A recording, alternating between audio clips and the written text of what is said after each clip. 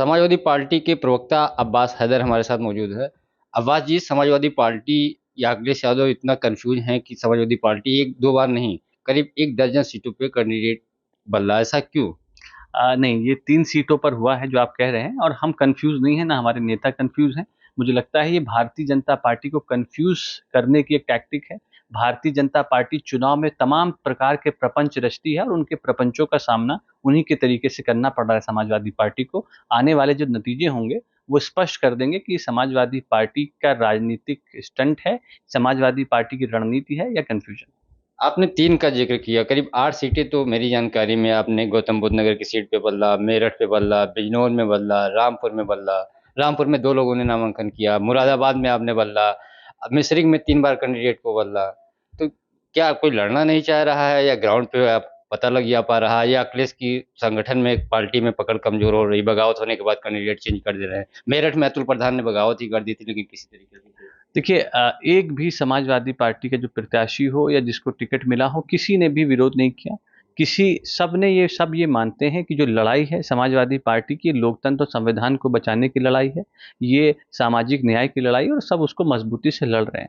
Bharatiya Janata party की आज ये स्थिति है कि दिए हुए टिकट लोग वापस कर रहे हैं। ये पहला किसी सत्ताधारी दल के साथ हो रहा है, जबकि समाजवादी पार्टी के पास इतने मजबूत प्रत्याशी हैं कि हमें निर्णय बदलने पड़ रहे हैं, हमें पुनर्विचार करना पड़ रहा है। निश्चित रूप से समाजवादी पार्टी एक भी जो स्टोन है वो अनटर्न नहीं छोड़ेगी, कोई भी ऐसा प्रयास करना नहीं छोड़ेगी जिससे हम चुनाव में भारतीय जनता पार्टी को पराजित कर सकें। आज सहारनपुर में प्रधानमंत्री चुनावी जनसभा को संबोधित करते हुए समाजवादी पार्टी पे हमला बोलते हुए कहा कि उनको प्रत्याशी नहीं मिल पा रहे हैं, बार-बार बदल रही है।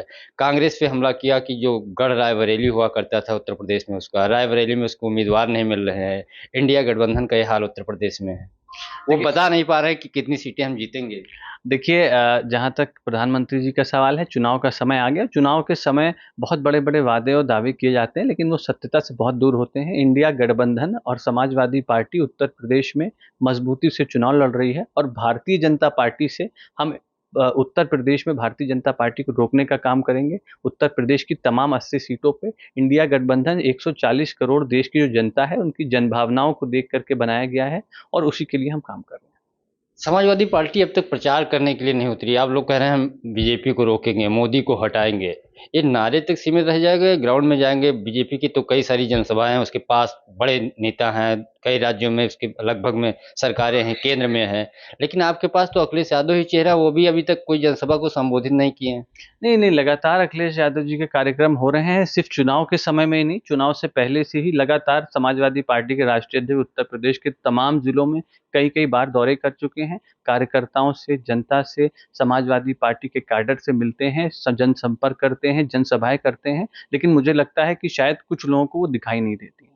समाजवादी पार्टी का कई ऐसी सीटें थीं जो समाजवादी पार्टी का गढ़ कही जाती थीं। उसपे अब तक वो पहले आप यानी बीजेपी घोषित करे तब समाजवादी पार्टी घोषित करे। वो देख रही है कि बीजेपी को क किसको टिकट दे रही है। आपका प्रयागराज सीट है, बलिया है, जौनपुर है, कैसरगंज है। ये वो ऐसी सीटें हैं जो समाजवादी पार्टी अधिकतर बार चुनाव जीतती रही या वहाँ पे समाजवादी मजबूत है, उसके बावजूद कैंडिडेट घोषित नहीं कर पा रही। देखिए जैसा आप खुद ही कह रहे हैं समाजवादी पार्टी की रणनीति का हिस्सा है और इन तमाम सीटों पे बल्कि उत्तर प्रदेश की तमाम 80 सीटों पे समाजवादी पार्टी के पास इतने मजबूत प्रत्याशी हैं कि आज भारतीय जनता पार्टी भी बैकफुट पे है। भारतीय जनता पार्टी डरी हुई है और कहीं न कहीं उनके जो भाषण हैं उससे उनकी हार स्वीकारने की बात दिखाई देती है। एक खबर और आ रही है, लगातार विपक्षी आरोप लगा रहा है कि वोट की राजनीति के लिए अखिलेश यादव माफिया मुख्तार के घर जा रहे हैं। इनका बीते दिनों एक जेल में भर्ती थे, उसके बाद निधन हो गया था।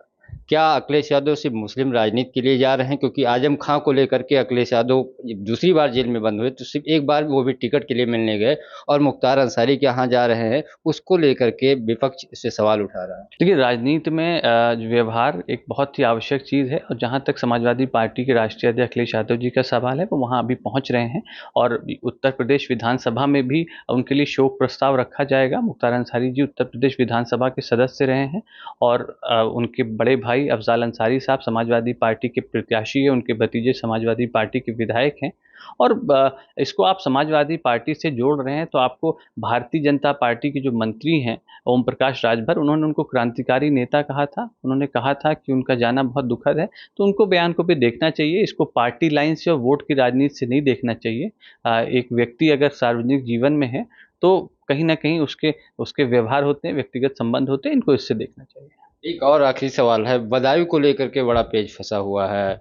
समाजवादी पार्टी बहुत कंफ्यूज नजर आ रही, पहले धर्मेंद्र यादव को दिया, फिर चाचा शिवपाल को चुनावी मैदान में उतारा, जब सलीम शेरवानी ने बगावत की, अब आदित्य का नाम शिवपाल सिंह यादव ने आगे कर दिया। धर्मेंद्र भी कह रहे हैं अगर लड़ेंगे तो मैं सपोर्ट करूंगा।